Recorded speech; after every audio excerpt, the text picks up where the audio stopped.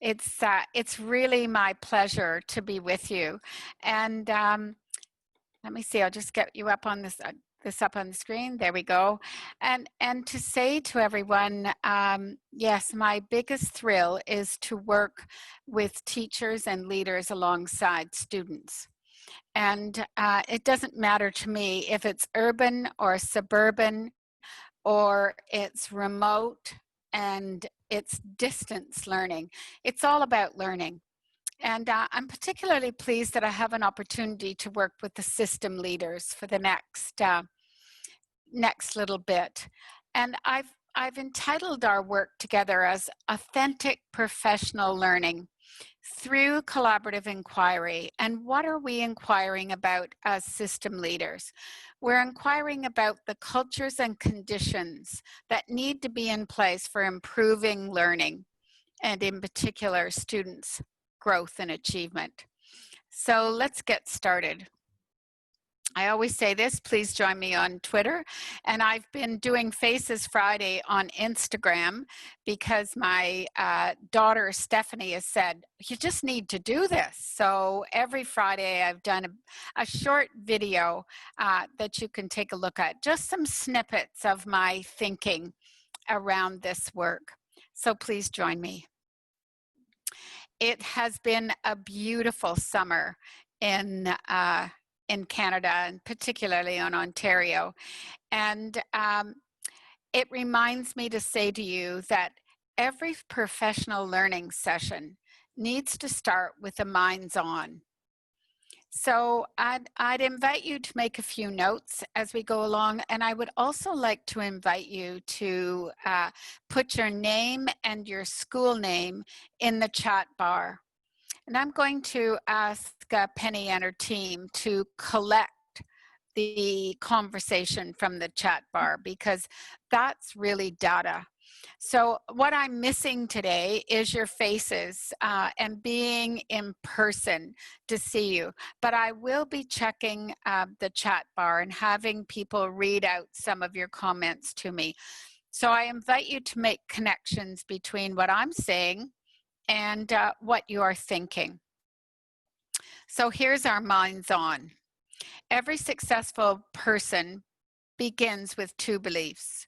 One, the future can be better than the present. And two, each of us has the power to make it so. I want you to think about that, and I want you to think about our bookends, parameter 1 and parameter 14, shared beliefs and understandings, and shared responsibility and accountability. That doesn't just happen in group work. Each of us has to take responsibility, first to believe in those beliefs, and then to take action to make it happen. So here's a quote for you to practice using the chat bar. So put your names and school or your position in the chat bar and then make a comment. In 2016, my colleague Beata Planche and I wrote Leading Collaborative Learning. And it's one of the underpinnings of our text, Clarity. And we really had a huge research cohort of participants. Over 500 people answered our 4 questions. And I just pulled out a couple of the research participants' comments. And I really like this one because it's about all of us, you as teachers and leaders, and me as a teacher and a leader, to be aware of the power of collaboration and our responsibility collectively to build collaborative cultures and that capacity to collaborate. It's kind of an underpinning of the work we do as system leaders. And certainly now that Liz has announced that the work will be very focused and strategic around literacy. And so this research participant said, it must become second nature to all members of a school community. It's just the way we do business, collaborating. So please put some comments in the chat bar. I always begin every session with data, and this is data from Bruce Wellman. So when I'm thinking of your roles and stances as an effective, I say knowledgeable other, you say education officer, you're all system performance leaders in my mind. And take a look at your roles. First of all, you offer support and provide resources. And that's a consulting stance where you have a high responsibility for delivering the support. And then we'll see the next one, your role is to create challenge and encourage growth. And that's when we move that support to become equal. So we're both collaborators and learners. I say as education officers, as mentors. And then you'll see the final role and stance, and that is to facilitate the professional vision. And the vision for our work is parameter 1, shared beliefs and understandings, parameter 6, putting the faces on the data, and parameter 14, shared responsibility and accountability. And you'll see that there's a gradual release of responsibility as the people you're working with accept the responsibility to learn together. And so you can see through that sliding of the line to the coach role that there is releasing of that acceptance of responsibility in the gradual release of responsibility role, which I think really highlights your role as education officers. And also take a look at the words. You're all of those things. You're a consultant, high support. You're a collaborator, equal support. You're a coach when you move folks to practice interdependently, knowing that you're there but flying on their own. So I just want to make really sure that we understand our roles and our stances. To me, this is data. Here are some of the wonderings of my research participants. And they're very interesting for me to look at. And they might be the wonderings you have. And so I think about, what are your wonderings? What are you wondering about in your role? And I'd like you to put that as well in the chat bar. Look at the second one. That's really interesting. Where do I go for help without fear of retribution? That was an honest comment that stopped us up short when we were collating the data. And it's amazing how many people feel that they're really not involved in authentic learning, authentic collaboration, authentic professional learning that's non-judgmental, non-evaluative. We just have to keep that in mind as we work together and walk alongside our teachers and our leaders. So this leads me to think about our learning intentions for this time together. We're going to examine student achievement always because that's our role, that's our responsibility. And when my consultants were a team, I had 278 consultants or education officers, a very big jurisdiction region. And they, at the beginning, did not see their work as lifting student performance. That they were supportive of what teachers were doing, but felt they were not responsible or accountable for the results. And I want us to think about that. We are all responsible for the results. We own the results together. And so our work is examining and supporting teachers to teach all students. So we're infusing that higher order thinking, critical thinking in everything we're doing.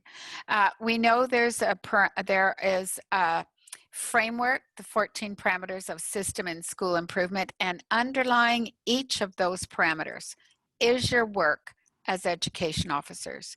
So we need to use the 14 parameters as a self-assessment tool. How are we tracking? if our role is to increase all students' growth and achievement. So as education officers, I believe that we really need to know how to teach all students if we're expected to walk alongside our teachers as learners, as critical thinkers. There are some processes in Chapter 8 around the knowledgeable other that I'd like you to examine in your work. Because they're processes like, well, co-constructing data walls, case management meetings, examining lesson study, the co-teaching cycle, the collaborative assessment of student work. All of them are practical processes that you can use to walk alongside your teachers. And of course, there's always the important next steps to take action on. It's one thing to write them down, it's another thing to actually put them in motion. So that's our learning intentions, not just for tonight. It's morning in your place, isn't it? So you're all drinking coffee, I'm sure. It's not about this is just for this session. To me, this is your learning intentions for many sessions. It's for your work. And that wouldn't be a session with me without success criteria. And you know the best ones are co-constructed as you work alongside teachers and each other. But I'll be successful in this session because we didn't co-construct them. If you can really understand the 14 parameters and what's demanded of you in your leadership role as education officers in each of those 14. So that's definitely something for you to do in an ongoing way. I'll be successful if you can define the attributes of collaborative learning. What does that look like? If you can identify what's demanded in your role, given our work as collaborators and inquirers, because that's what we do.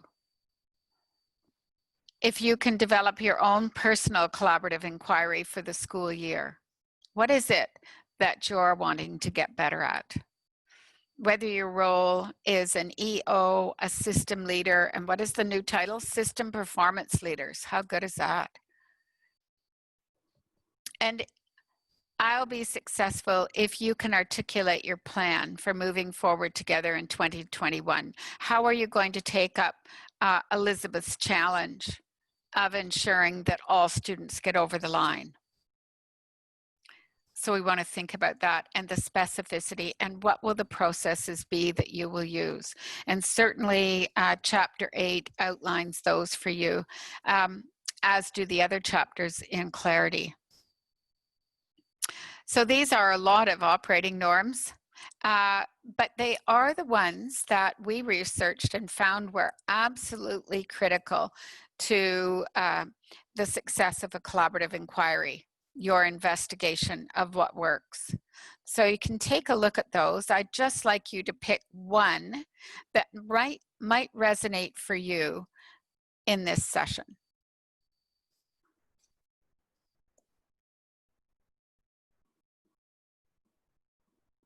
And put your comments in the chat bar. And Penny, is someone monitoring the chat bar? Yes, Lynn, Jenny Stevens is doing that for us today, this morning.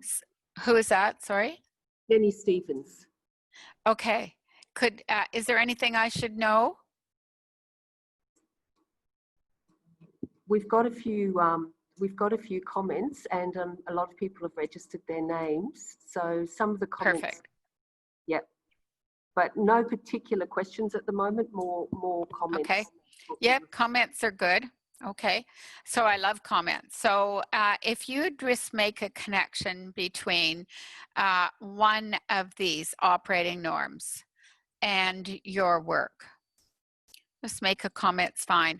But to me, your question always needs to be, do I set operating norms as I work alongside a teacher or as I work alongside staff members or colleagues in the teaching and learning team?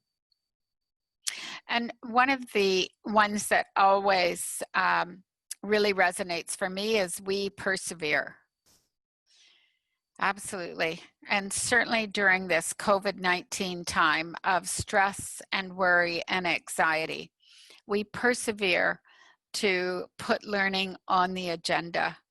It's really tough because first, right now, it's about relationships and making sure everyone is safe. And then next steps, making sure that we're providing learning for our students. So I want you to think about these operating norms and reflect on the meetings that you have. Do you start with operating norms? And the best ones, of course, are co-constructed. I'd also like you to develop a circle of practice. This is my favorite tool to self-assess when I'm listening to a lecture or I'm at a conference. I make a circle and I think about the content of what the teacher is saying and whether it fits in my circle. Yes, I do this 90% of the time, or it is outside my circle. And of course, at the end of our session and sessions, we want to think about how you get what's outside your circle inside your circle. So please engage in that, and we'll come to that at the end to look at as well.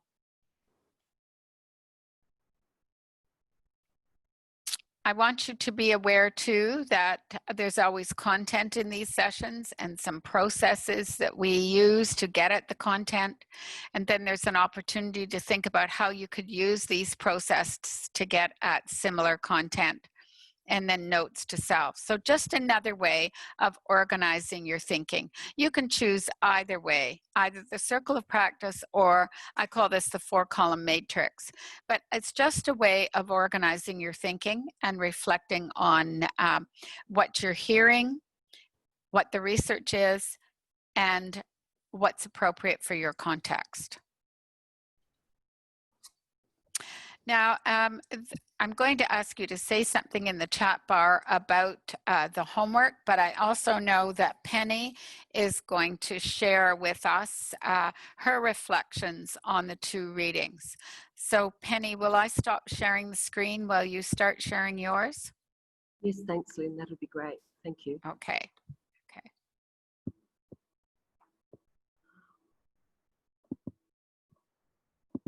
If you excuse me, everybody, for some reason I've gone right back to the very end, so I'm going to have to just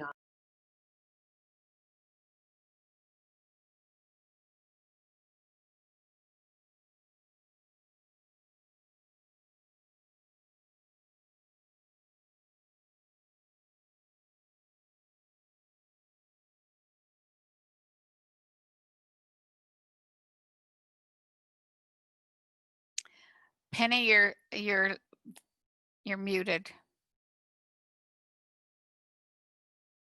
there we go. I just thank you, and sorry about that. I just wanted also to acknowledge the work of Anne and Vince in helping with these summaries, and you'll also, those of you who are going to attend tomorrow and the next day, will also note that Anne and Vince will also share, but I'll just do it for today. So we were asked to read 2 articles. One was a Symphony of Skills, and the other was the Factor of 2. And I'm just going to start with the Symphony of Skills. So with the Symphony of Skills, this article was focused on some really key points. First of all, leader is a broad term. So leader includes formal and informal leaders. We're all leaders. And I think you've heard Lynn refer to that repeatedly today. So the focus of the article, though, was on collaborative learning and the collaborative leadership that's needed for that learning to build capacity to improve student outcomes, and also to build, nurture and sustain a collaborative learning culture within schools and across a system of schools. So there's a few key capabilities, and I must have, so these are the skills you would need. Sorry, here we are. You need knowledgeability. So that's having a deep understanding of high impact classroom practice. You need mobilizability, which is focusing others on work through shared beliefs and understanding. You need sustainability, building safety, trust, and strong relationships. You need imaginability, so you need to be able to encourage innovation and an openness to possibilities, and collaborativity, which is that collaborative approach to co-work. You need to know how to create the conditions for collaborative learning through attitude and action. So what does this entail? It means articulating a clear vision and rationale for the collaborative work. It means positioning yourself as a learner, inviting key influences on the system and schools to co-plan and co-lead the work, and mentoring and coaching those on the fringe of the work to become engaged. Another capability we looked at, the definition, the explanation, is being able to create safety in collaborative work, building mutual trust and respect, and willingness to take risks in the hope of achieving desired outcomes. And you need strong communication and interpersonal skills.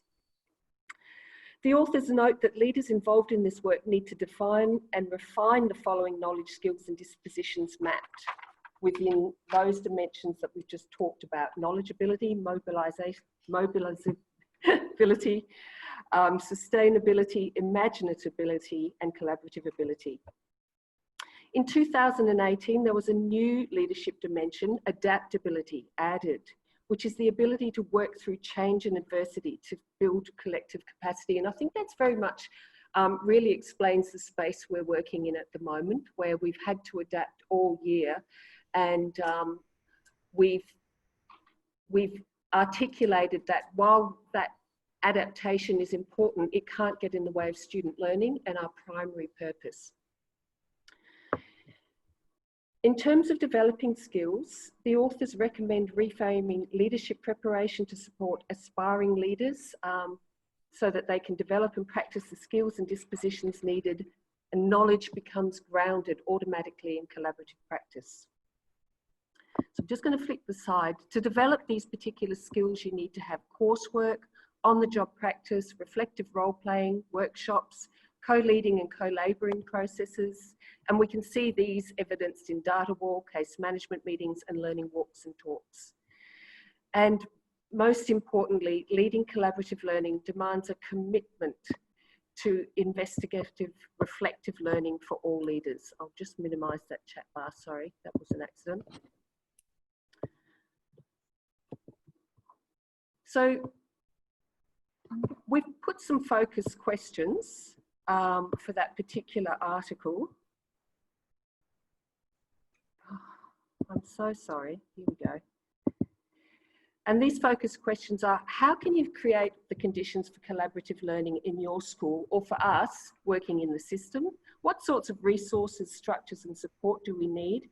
And what will be success criteria for school-based collaborative learning culture, but also a system collaborative learning culture?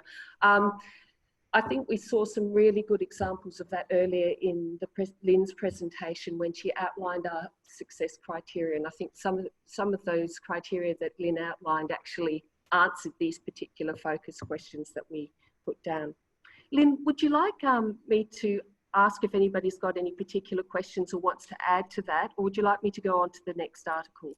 Yeah, I think we could invite people to add, and I'll have you go on to the next one as well. And then at the end, if we've got a bit of time, we can go back and revisit them. I'm just worried that we might not get through everything. Yeah, understood, thanks. So are there any questions? Does anybody want to add anything? Or we've got a whole room full of people here, Lynn, that you won't be able to see. But so many of us are gathered in the Mercure. We're socially distanced, and we're in a large room, and Great. We're all watching the screen. And then we have the Albury room. So that would be Anne Ryan, Sister Anne Hagan, Marissa Hart, I think Nicole Morton, Beck Art, and Amanda Katina are also zooming in from their locations because they live in border towns. Excellent, excellent. So we've got a bit of a diverse sort of. Yes. And how many are listening in, Penny? At the moment, listening in the particular room we're in? No, how many altogether? You should have about 26, I think. Oh, that's great. Well, I hope I hear 26 voices on that chat bar. No problem. Okay, well, look, I can see that we might just go on to the next article and then I'll hand back to you. So the second article was the factor of 2, and it's talking about assessment literacy through precision and practice. And it talks about John Hattie's assertion or claim that descriptive feedback provides an impact factor of 2 on student learning.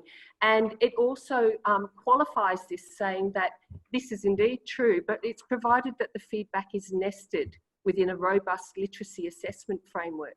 Now, the article explores the assessment 4 of an as learning framework, but we probably would also know or recognise that framework in the assessment waterfall chart, which is the one that we've been working within and that we refer to all the time.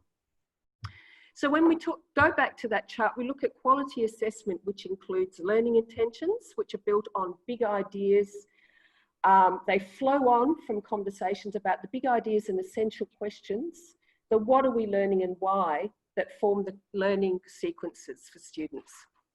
Success criteria, which ensures that students know what successful learning looks like for each piece of work or each understanding.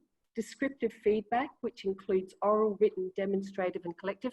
And I'll go into that very briefly in a minute because it's a very, very interesting piece, and it's really, it really outlines very well for us exactly what good feedback looks like.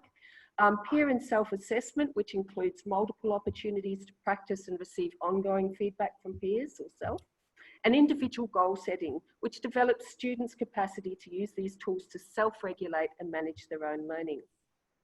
So if we just look at individual descriptive feedback and go into that a little bit more, we've got oral, which is the on-the-spot feedback that happens in the classroom on a daily or more than daily basis as the teacher's in the classroom working with students, constantly commenting and moving around the room and building up that knowledge with the students in the classroom. We've got the written feedback, which is connected to learning intentions. It should include a praise point and 1 or 2 instructional points to be really effective. We've got the demonstrative, and that's when teachers actually model their thinking and their learning in front of people. You often see this when the teacher's at the board saying, we're trying to write this sentence, what does it look like? Here are the first few words, give me some words, and you're actually constructing that with the students. And you've got the collective, which is the deconstructing of the learning, the thinking aloud. It's when you place the learning again in front of the students and with the students, take it apart and rebuild it. So one of the points of interest we noticed that these alignments also align back to the 5 questions that go that we ask students, that system leaders and teachers ask students in the class, what are you learning? How do you know? Who can you go to for help? And I won't repeat them all here. The focus questions we looked at are our teaching programs, can we actually say when we go into classrooms that our teaching programs are always organised around a big idea or essential question to facilitate this important process? I wouldn't say that we would get 100% across our schools on that one, but that was a personal question I was musing about. What might we expect to see in the classroom if these elements and processes are in place? So what would it look like if we were going into the classroom and this was happening? And where might we want to start if we wanted to implement this framework in our school and system? If we really wanted to embed it, how do we start doing that? Thanks, Lynn. That was excellent. Yeah, thank you. And thank you for those questions. They're great questions. And I think they could really have you spent just a second now. I can't share because you have to stop sharing. Thank you. Don't you just love this technology? Okay. So now can you see my screen? Not yet? Not yet. Let me see.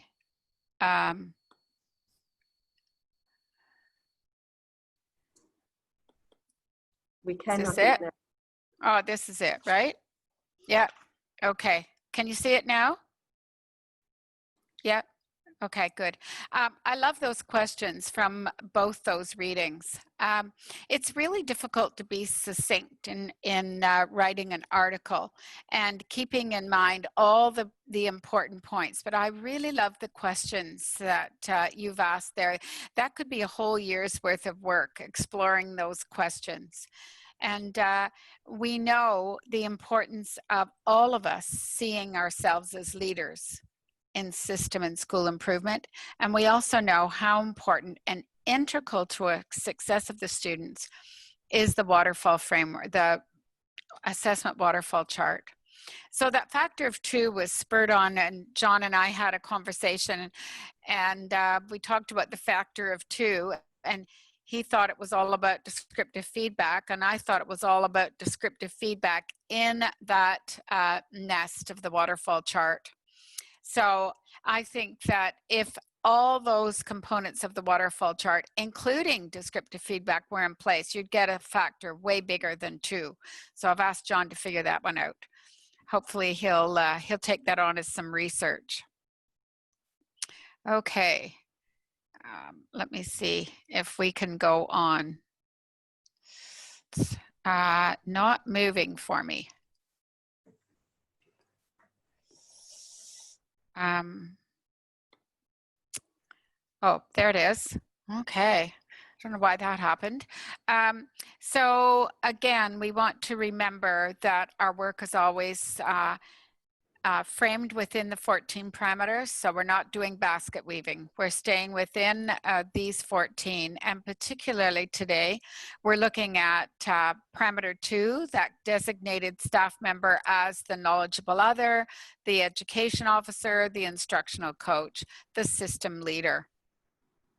And as well, we're looking at parameter 11 because I think everything is inquiry. So want to think about how you lead inquiry within your teams and also alongside teachers and leaders in the schools that you have care of.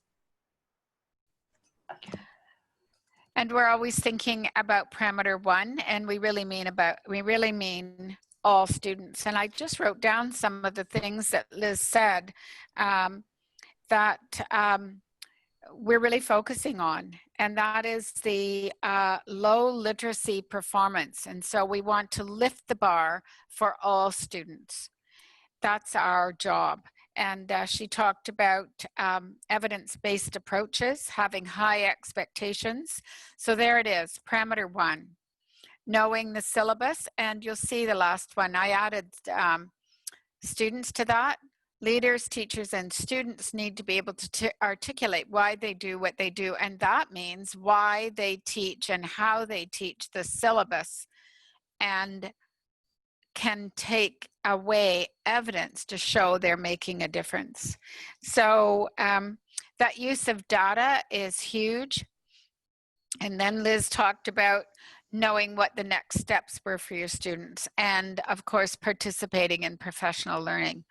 So we always want to recognize that parameter number 1 is number 1 for a reason. It is the most important. It is the vision. It's our moral imperative. So I'm always reminded to think about that. So when we think about the 14 parameter, what is your role as an education officer in increasing all students' growth and achievement? Do you have a role in it? Do you have an ownership and a responsibility for the data? And for me, I'd like you to turn to page 11 in your clarity text. Though that's where the 14 parameters are. They're also all the way through the book, but I want you to look on page 11, and I want you to think about what is your role in relation to each of those parameters.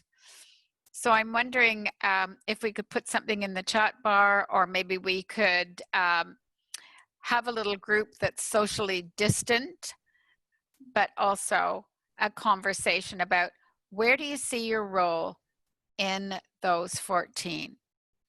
So just take a moment to think that through and write something in the chat bar to me.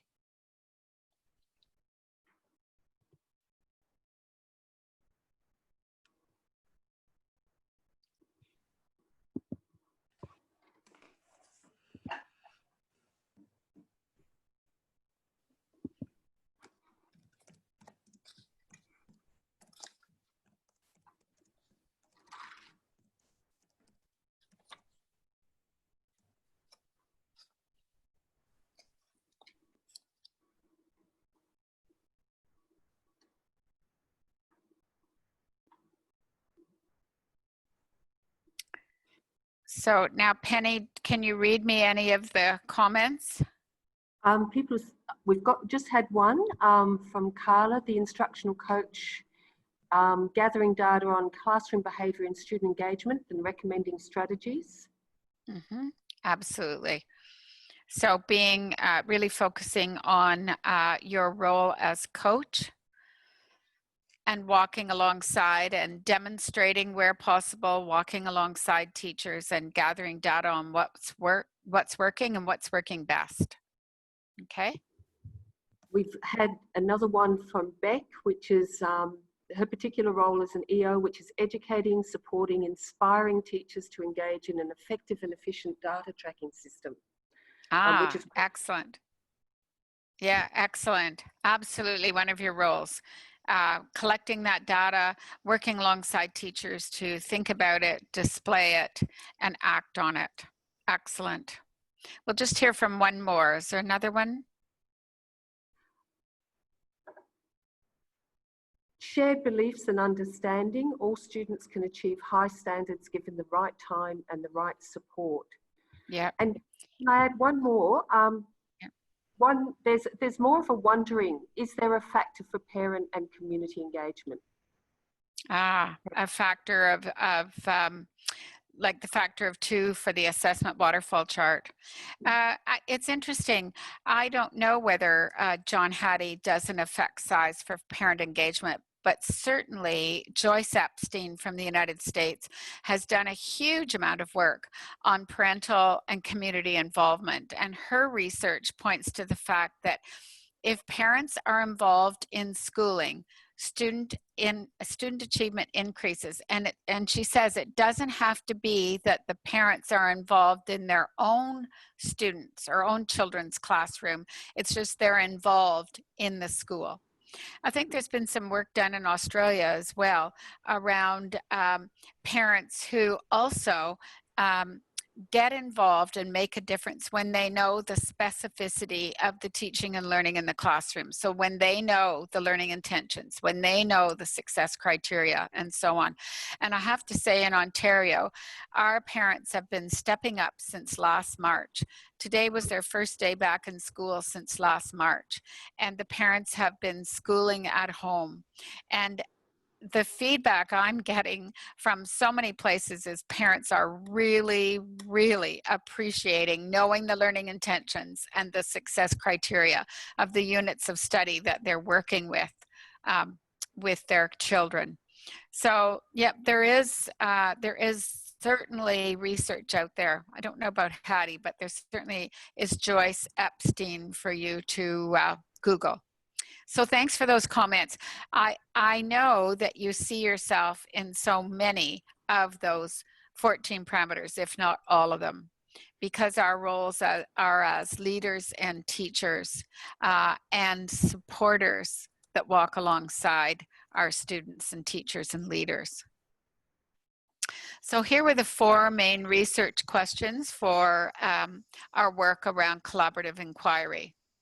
We first wanted to know the leadership behaviors that build readiness for deeper forms of collaborative learning. And then we wanted to know some really tangible, practical steps that fostered that co-learning stance. Then we inquired about the collaborative processes that our participants saw that had an impact on student achievement and what evidence did they have. And that was really interesting. And you need to know we had over 500 participants in our research, so it was very exciting. And then the last one was how do educators best sustain a culture of collaboration and inquiry? And of course, that's huge. And what we found was that when leaders developed other leaders and stepped back, that's when the work was sustained and people didn't even notice when people had a chance to move, leaders had a chance to move elsewhere. Sad for the leaders, but great for the staff when the learning continues because you've developed lots of leaders. So that distributed leadership really does work. And you'll notice Alma Harris is in the introduction of Clarity, and her research has always been about this power of distributed leadership when it really is distributed. So we have to think about that. So those are our questions, and here's what we learned. We'll just do one at a time. We tried to define collaborative learning, and we essentially said that collaborative learning is moving from, oh yeah, I plan to do that, or yep, that's a good intention, to actually doing purposeful work. And we coined the words co-laboring. So we really talked a lot about leaving our egos at the door and our titles at the door and rolling up our sleeves and doing the work alongside. So I think that's how you build those strong, trusting relationships. And it's really evident to me that people say, oh yeah, well, we can't do the work because we're too busy working on our relationships. Well, have a guess what? Actually, you build trusting relationships by doing the work together. So we want to think about that and remember that. We can't wait until the culture of learning is perfect in the system, on your team, in a school, before we start to do the work. The second thing we learned when defining collaborative learning is that everything we do has to be about the student's improvement. Student learning, it must always be on the agenda, and I know how difficult that has been during COVID-19. Absolutely. But I liked what Penny said about adaptability. It can't get in the way of students' learning and our purpose for our work. And that really speaks to me about always being focused on what's best for students, not what's best for us. Can I interrupt just before you go into the next point? I just want to share with people here.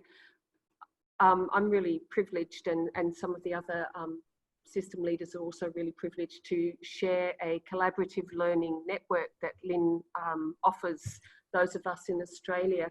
And they're held late Lynn's time or early morning hours time. There was one that was held when our school term, it was for us, it was the first week of term 3. And the presentation was made by 2 system leaders from Melbourne Diocese. And what absolutely inspired me, and it hasn't gone away, is Melbourne had just found out that it was going into stage 4 isolation. Like it had that knowledge for about 2 or 3 days. And it was just such a big thing in Australia and for Melbourne. Our hearts were breaking for them. These system leaders presented the most amazing presentation on learning. There was not one thing back on, our students are back at home, we don't know what to do, what's going to happen. All they were focused on was their vision for learning and what they were going to be doing to improve student learning. And I sat there and I thought, you know, if they can do it, we can do it. Yeah. And it's not to discount well-being or anything like that, but it was inspirational. So sorry, Lynn, when you mentioned that, that is exactly what that second paragraph is about. That authentic culture of learning that really continues when everything is falling apart. And for the people in Melbourne at that time, everything was falling apart. And I remember saying to Marwin and Carolyn, you know, you don't have to do this. You don't have to present because you're in, you know, it's a really bad space. And they said, oh no, we will present. We're honored and we want to tell our story about focusing on learning. So you're right, Penny, it was very impressive given their circumstances. Absolutely. So we're reminded in this that collaborative learning among teachers requires a very special culture of learning. The word alongside comes to mind, co-construction comes to mind, but people are willing to take risks and it's okay to fail. And that sounds good, but it's very difficult to put in practice, especially if you have a culture where there's not safety.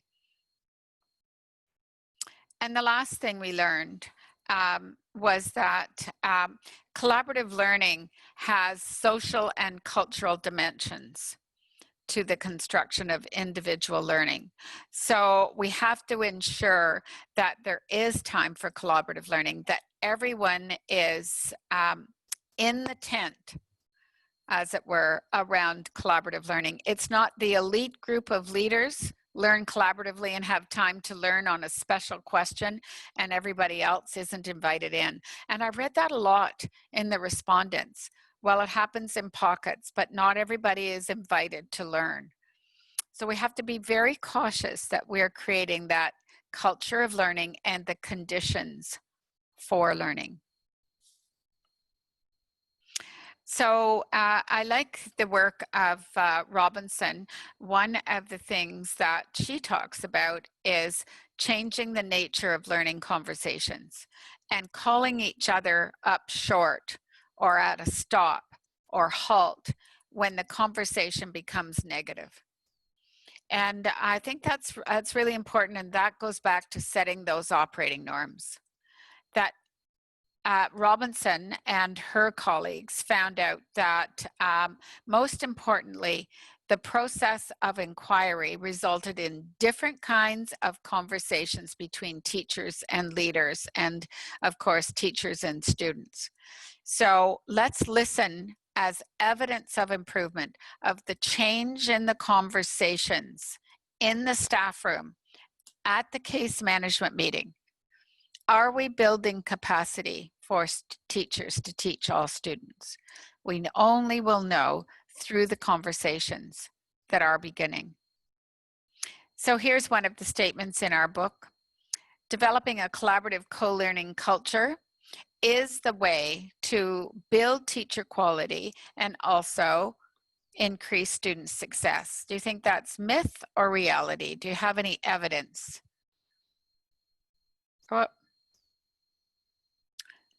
If you could put in the chat bar for me, is this myth or reality and why?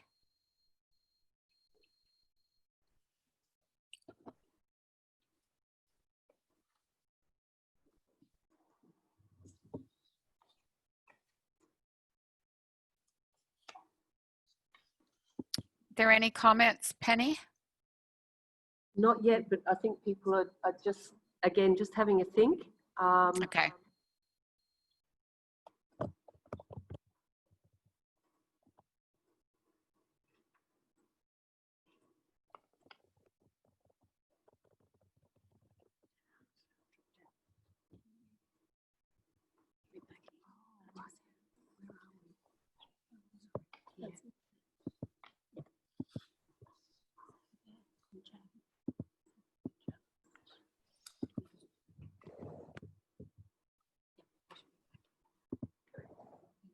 Sorry. Okay, we have some, it's reality, everyone needs to be in the tent. Mm-hmm. Mm-hmm. People can support each other through the collaborative process. Sharing ideas contributes to overall learning and achievement. Yeah. So when we think about the comments that you're reflecting on and you're making, we really need to think about time. Time is always a factor in collaborative learning. Do people have time to think? No, I'm not giving you much time to think and reflect in this session, but I do think that you'll have the recording to this session and you'll be able to go back over some of these questions and give yourselves time to have a conversation. If we really think that the way to build teacher quality and to increase student achievement is to co-learn, how are we finding time to do that? So we want to write down time and how we're really dealing with the time to learn together, because we know it's powerful. And Leading Collaborative Learning, the text is full of the evidence that collaborative inquiry, collaborative learning, co-laboring makes a difference. The enemy is time. So when do we find time for you as educational officers to work together, to collaborate, to reflect. So here are some of the things that the participants said. These 500 people who were willing to answer all of our questions. And there's some of the things we've already touched on. But I think the number one is that it must be purposeful. And if people don't see there's a purpose for getting together and time to do the work, they won't be engaged, they won't be committed, and there'll be no actions that make a difference. So I think that is important for us to know that everyone needs to be in the tent. Everyone has to focus on the data that develops the purpose for collaborating. Now in chapter 8, one of my favorite chapters in Clarity, I talk about being consciously skilled. I believe this is also the role of the education officer, of you as system performance leaders. And it's really interesting. This is adapted because I changed it a little bit. I looked at it and actually they had in the top right quadrant, which is always the high performance quadrant, they had unconsciously skilled. And I thought, that's not right. That doesn't go with parameter 1. Parameter 1 is that everyone needs to be consciously skilled, know why they're doing what they're doing and why it's making a difference. So you need to know I switched them, and that's why it's adapted. I think we don't want people who don't know why this works, it just works. And you know, for a long time in teaching, that's where I was. Oh, this is fabulous. This is so good. I just love doing this. I have no idea why it's making a difference for the kids, but it is. Until I kind of started taking some courses around leadership and thinking about, oh, I really haven't stopped and become a reflective practitioner. I really haven't considered why this works. And so I started to really unpack that. And that is the fourth dimension of parameter 1. We all need to be consciously skilled. And most importantly, our system leaders must be consciously skilled. They must have evidence-proven results. What's making a difference for our students? So it was one of those aha moments in my learning journey, to ensure that I really needed to articulate and of course write about what makes a difference, what's the evidence. So I want us to think about that and take a look at chapter 8. So in our research, you as knowledgeable others are both teachers and leaders. And here's what the participants said. A knowledgeable other or an education officer is respected and respectful, has facilitation skills. Many people said that. Where are you going to find facilitation skills? We really need to hone those. I also added still teaching in the classroom part-time. We want to keep our foot in the classroom.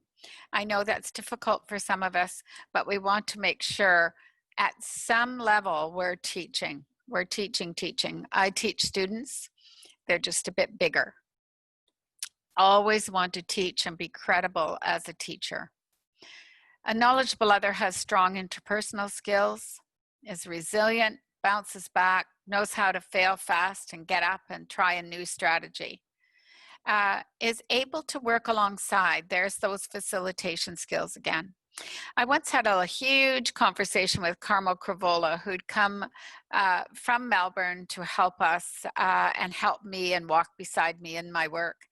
And I said, you know, I'm going to put part-time knowledgeable others in every school, kindergarten to year 12 schools. And first they need to know how to teach. And she said, no. And I looked at her and she said, first they need to know how to interact with people. They need to have those strong people skills, be reliable, be resilient, be responsible. And so I went ahead and I hired people who were knowledgeable in knowing how to teach. Yeah, well, that was my first mistake. I should have listened to Carmel, because everyone needs to be a really good listener, a really good person who can facilitate conversations, has strong interpersonal skills, someone who is compassionate and empathetic, someone who is supportive. So we want to always examine our interpersonal skills. We might be knowledgeable in curriculum. We also need to be knowledgeable as strong leaders, teachers, people who are compassionate and passionate, and know the research of what makes a difference. Now, I like Tanya Ward Singer's work around the collaborative attributes. And I especially talk about the non-evaluative protocols, both in leading collaborative learning and in clarity. There are a lot of them. We need to know that our work is non-judgmental, non-evaluative. We need to know that all teachers can learn given the right time and support, and we're the support that they need. Now, I want to just pause for a minute and think about a collaborative inquiry. So I've talked a lot about collaboration. I've talked about the behaviors that we must express in being collaborative and walking alongside. And now I just want to take us down that path of thinking about inquiry as a formal process. And I think that when I say formal process, I mean a process that is purposeful. Why are we doing this work? And I share with you this collaborative inquiry cycle that Michael Fullen and I wrote about in Putting Faces on the Data. It's really simple. It's not that simple to do though, because it's iterative. You know that we start with multiple sources of data, we develop the question, we research what's out there, we explore the research, we gather the data, but then we have to ponder and go back and figure out if we've got the right question. So it's back and forth, back and forth. But I want to focus you on number 7. It's our responsibility to write up the findings and share the knowledge that we've learned in our collaborative inquiries, and then celebrate what we found. And it starts all over again with a new question. But I think one of the priorities as system leaders is to write. And I'd suggest that your collaborative inquiries become your case studies. What's working? What have you found that's working? And how will you celebrate that working? And I know at one point we were going to have a learning fair to celebrate what we've learned. And we still might be able to do that virtually. But I'm really hoping, and hope is not a strategy, that you have continued to think, reflect, and write about what is working and share that with colleagues. And then perhaps there will be a time to share it among our school groups as well. But this is an example of purposeful collaboration that's focused on student achievement. And I use this one now in clarity because it is a whole system approach surrounded by that culture of learning, that learning stance that's about having the knowledge, skills, and dispositions to do this work. And when we have data-driven inquiry, it's at the system level, and you'll see those are the 8 things that Michael and I researched. And then it's at the school level, same 8 things, and then it drills down to the student level. In the classroom, students need to be doing inquiry as well, and I've written that up in clarity. And it involves the 6 E's. Engage the students, equip the students, have the students experiencing and discovering, having the students explain, elaborate, and evaluate their inquiries. So for me, collaborative inquiry needs to be at the classroom level, at the school level, and at the system level, with a focus on discovery. What are the questions you're asking? And how do you mobilize everyone to develop that common language of understanding data-driven inquiry. And then, of course, how are you going to celebrate? And we need to think about that learning fair, Penny and Anne. So I'm thinking about an example of data-driven inquiry. I work out in Western Canada. I work across Canada, but in Western Canada and in Manitoba, the school division that I work with was really worried about the students in grade 2. We say grade 2, you say year 2. And there they are. Their rooms were covered with data walls. And at the bottom of each data wall were all the students that were below expectation. And you can see them as the year progresses, there are fewer students. And then they looked at year 5 and they wondered how they were doing. And then they looked at year 8 because our primary schools are from kindergarten to year 8. And at the end of the year, with this very huge focus on literacy and getting students over the line, the expected benchmark, they had a huge celebration where they had charts like this around the room of all the students in each of the year levels who made it over the line. And I notice when I work in many jurisdictions that we have mantras. So one of the mantras that my colleagues at the Clarity Collaborative that Penny was talking about, they talk about towards zero, meaning no students below expectations, 0. And then another jurisdiction I work with talks about over the line by 9. So over the line by age 9. So whatever your mantra is, this is our work.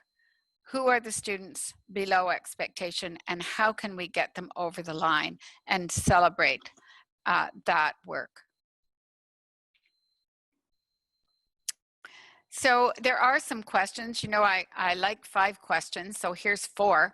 But I think your work in starting with data begins with these 4 questions.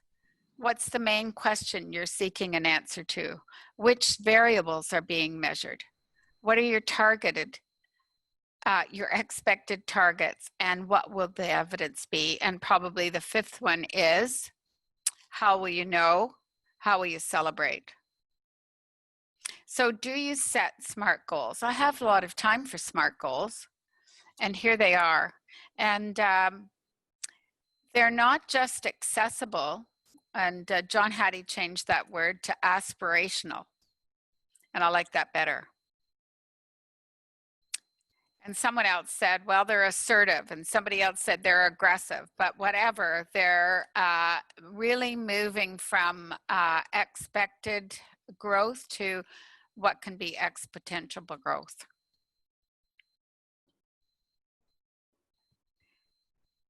So in thinking about data, this is where we've worked and done a lot of work in Victoria. We've looked at the Venn diagrams and looked at the 3 monitoring circles, who's below expectation, who's stuck and not progressing, and then who's progressing. Can you call those schools by name? Can you call the students in those schools by name? Just talking to you about the specificity of the inquiries that you'll be engaged in. And then, of course, the if-then statements. If we did this, then this would happen. So another way of looking at the data and displaying the data. Who are your students that you're worried about, you're wondering about, who are wobbly, who are excelling? Who are the students, and what are the if-then statements for your next steps? So we're just looking at the specificity required in a collaborative inquiry cycle. And this is one that we've developed from leading collaborative learning. And it's all about assessment, because you know that I feel strongly that assessment should be your focus to begin this work and getting students over the line. So this is one that has 4 steps, as you can see. assessing to plan, so that's starting with data and a clear focus for the learning. Planning to act, so what are the actions you're going to take, to find the answers to your question? And then looking at making sense of your findings, and finally, measuring your impact in order to refine and begin the learning cycle again. It reminds me to talk to you about page 124. You can take a look at page 124 and that assessment waterfall chart.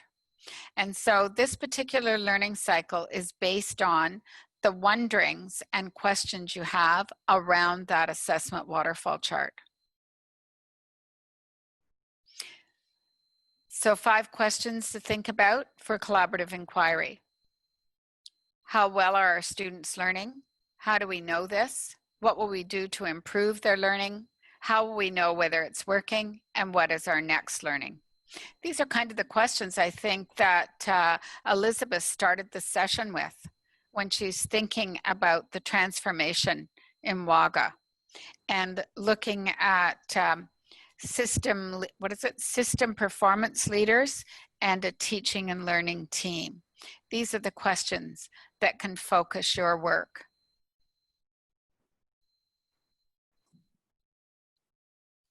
And when I think about that collaborative inquiry cycle, here's what those 4 dimensions look like.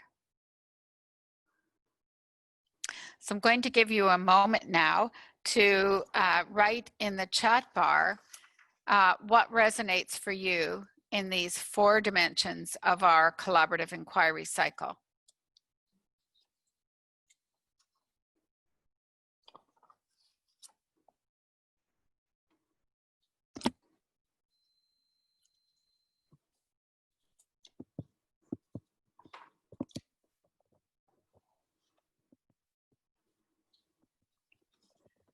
So is there anything there, Penny, that I should know? Again, people are just typing. So, but Okay. I was thinking for myself, the 3rd one, acting to make sense of findings, collaborating by using ongoing assessment and monitoring of learning goals to evaluate or make sense of our impact. That really resonates, because that's, I think 1 and 2, we do really well, and we perhaps don't. We have to remind ourselves to take the appropriate time for 3. Yeah, absolutely. Yeah, thank you. Anne, what do you think? Oh, you're not on. Some people would appreciate that, Lynn. I totally agree with Penny. I think we spend a lot of time working around 1 and 2, but just making sense of our impact is something that we need to actually develop further. Yeah, yeah. Are we having an impact? How do we know? How are we measuring it? Yeah, absolutely. Amanda, do you have anything to say? You want to add to that for us? Yeah, look, I just think that what Penny and Anne has said is very much what I believe. We need to take some action. We're doing a lot of planning and assessing, but we really need to act. And I think we need to act soon. Yeah. Thanks, Amanda, and thanks to Anne and Penny. I think about the statement that one of our research participants said. You know, we do a lot of planning with good intentions, but it's only when we move it to purposeful action that we make a difference for students. So thank you for those comments. Yeah. So we really were careful about talking about impact, and John Hattie really pushed me on impact, and you'll see in clarity that I pretty well end every one of those case studies with impact. Like, it's kind of like, so what, how do we know we made a difference? What do the data say? So we have to think about that, making sense of impact to refine and learn. And then it's about knowledge mobilization. How do you make sure everyone knows what you've learned in this inquiry? So thank you for that. So here are some things in working with the Catholic District School Board of Eastern Ontario and also the Dufferin Peel Catholic District School Board. Here are some words that have come from them in thinking about inquiry. And we've been doing inquiry here for a very long time. So take a look at those words. Here are things to ask yourself. Is the inquiry sharp and pointy, says Dufferin Peel? Is it relevant, collaborative, ongoing, reflective, iterative? So we go back and forth. It's never clean and neat. It's always messy. Is analysis used to drive deep learning? That's a big one. And then finally, is it adaptive? And so I love this one. How does the inquiry question shape practice? And how does practice shape inquiry? Something for us to think about. And I want you to know that this is the results of the research. And are you surprised? So these are the top 6 in our research. There were other things that research participants didn't think made a difference. But here are the 6 things that they thought were the top 6. And you won't be surprised that it's about building strong relationships. But I have to say, it can't be in isolation. You build strong relationships by doing the work together. And we've learned that over and over.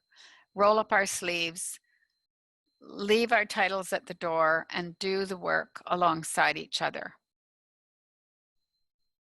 So it probably isn't a surprise.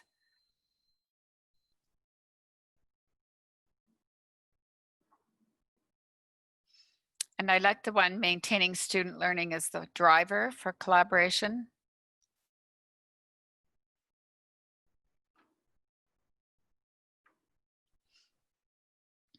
So I want to now just take us back to our education officer role and having that open to learning stance. And here are some of the processes in Clarity that will help you do that purposeful work.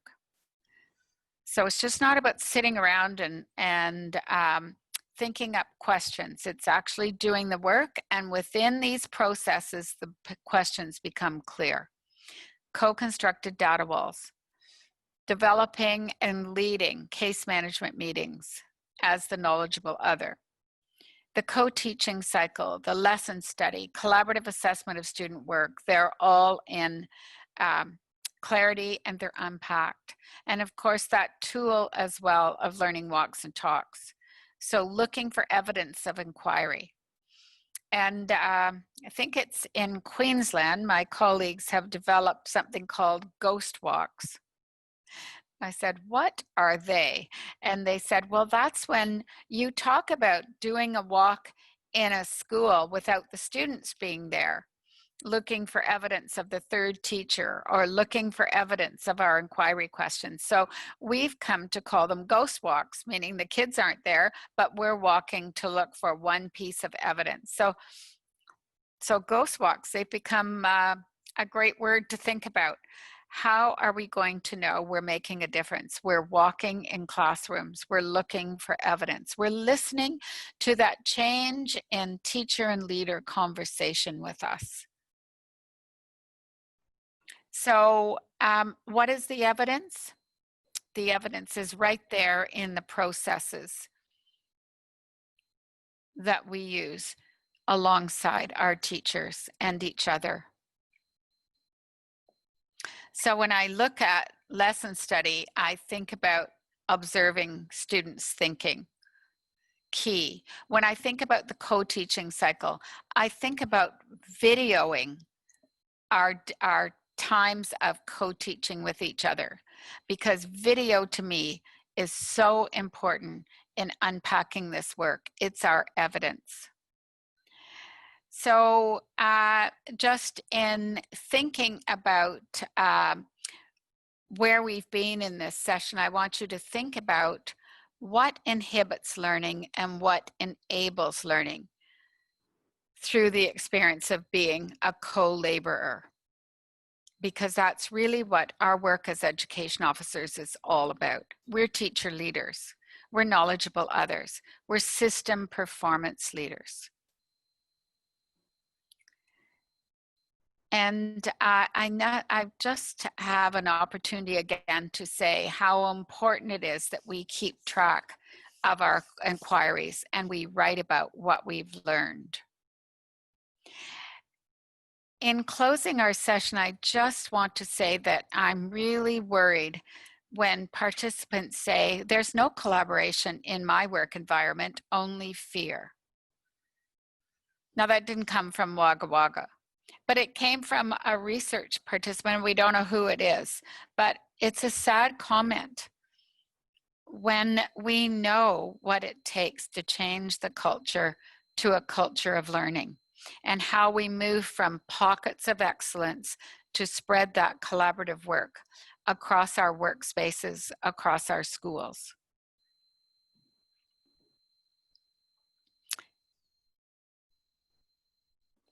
And I think it would be remiss of me in these final minutes that we have left if I didn't talk about what gets in the way or inhibits collaborative learning.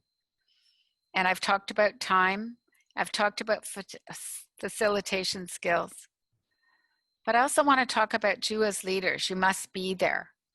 People look to you to be there. And so when the leader isn't participating, the collaboration doesn't happen. And of course, unpacking who might be afraid of this work for fear they can't do it or don't know. We always need to go towards the danger. Why are people afraid or hanging back or not saying anything? So we always need to keep these in mind, that collaboration seems like a given, but it really isn't always. And there are some things that inhibit collaboration. We must unpack those as leaders, and we must think about what the enablers are to overcome these challenges, because it's worth it. It's really worth it. And so I'm always asking this question of myself when I attend a workshop, a conference presentation, or I hear a presentation. What's going to be different in my teaching, in my learning as a result of our time together? I hope you'll have an opportunity to unpack that. What did you get out of this that will push you forward, give you even a little nudge towards action? And think about what's outside your circle and how you get what's inside your circle. And what are your next steps in this work? Because you are the system performance leaders, and what you do and say makes a difference. People remember that. And so we go back to those success criteria and ending our time together. As we do in all professional learning sessions and in our classroom too. What did we come together to accomplish? And when I look at these, they're very big, and you might not have accomplished them in this hour and a half, but over the next term until the end of the year, I think this is doable. And I will be successful if you can see your way forward in each of these success criteria. There is some homework. And Penny, do you want to save the homework? Yes, we will look at the homework in our second session, Lynn, Yes. which happens after Right. And we can do a little bit of work on that understanding between wellbeing and case management, and Yes. yeah, some of those other things. Perfect. Excellent. You have to know that I love Venn diagrams, so I know you'll do an excellent job, and Penny and Anne are going to send me the pictures of your Venn diagrams because I love them. So just in saying thank you for our time together, I want you to know how invested I am in collaboration in your diocese in Wagga Wagga to make a difference for those students who are struggling and performing below expectation. So I'm really pleased that you're part of the teaching and learning team and that you have system performance leaders. I think all of you are. So thank you so much. And Penny, over to you. Are you going to do a bit of a summary? Yes, thanks, Lynn.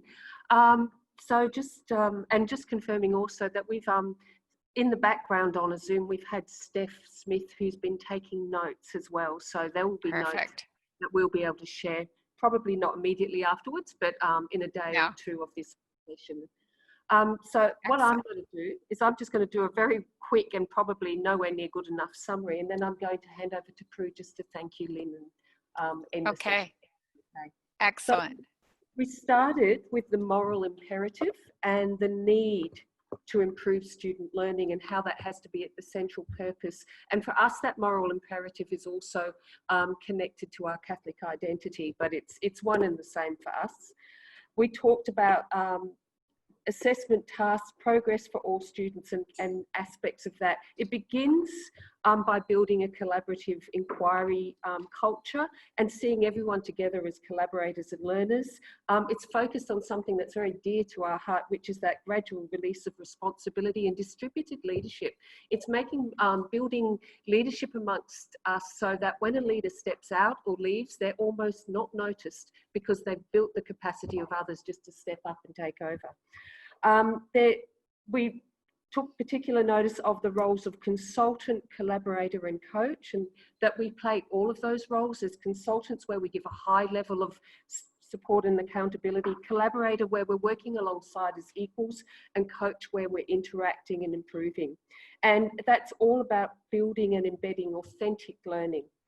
And we need that collaboration to build that authentic learning. We're working, and I was delighted to note this, because we were always confused last year about exactly which parameters we were working in. But yes, today we were working in parameter 1 and 2, but what's key for our diocese at the moment is that we're working in parameter 11, and that's a collaborative inquiry parameter. The importance of the knowledgeable other, understanding the 14 parameters, the circle of practice for ourselves to know where we are exactly in this journey. And I think we also talked about the 4 main research questions, which I probably didn't quite get down, so I'd have to go back to notes to actually, but we're developing other leaders. And my battery's low, Lynn, so I'm just going to hand over to Prue and plug in my battery. Great, good. Okay. So sorry about that, but I am.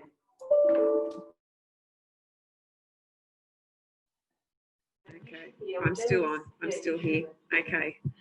All right. Okay. Hi. Thanks, Penny, for the summary. And it's just, technology is always a bit of a challenge, isn't it? So, Lynn, it's been fabulous as always. It's great to see you and to be re-inspired by you. So thank you for reminding us to keep students at the centre of everything we do. Thank you for reminding us about how important it is to establish those relationships and to be able to listen well, to develop trust so that we can work collaboratively together in the best possible way that we can, and that we can develop those other skills along the way to become really solid, knowledgeable others. So thank you for all of those. Thank you. Very timely for us all. This is the last week of school for us, and we have a break and back for term 4. So we'll be able to come back all fired up, ready to make all of the opportunities for our staff and most importantly our students. Thank you so much. Thank you. We always enjoy working with you, and we hope one day that we'll be able to see you again. Because there's a few of us in the room here today. We haven't had that for a fair while either. So hopefully not in the not too distant future, you'll be able to be back here. Yeah. Thank you so much. I love seeing your faces and I want to be there. So we'll just make it work as soon as we can. Thanks so much, everyone.